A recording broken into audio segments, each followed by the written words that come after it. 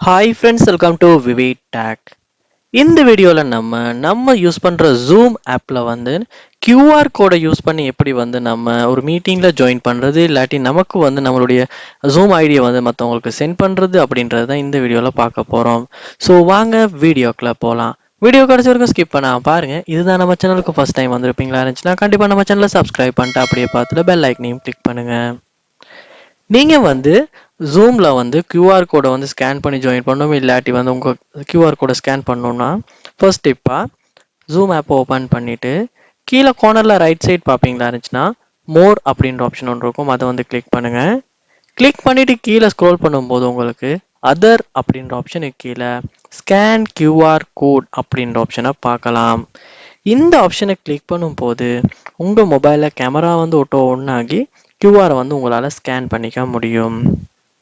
அப்படி ஸ்கேன் பண்ணி உங்களால் ஒரு மீட்டிங்க்கு ஜாயின் பண்ணிக்கவும் முடியும்.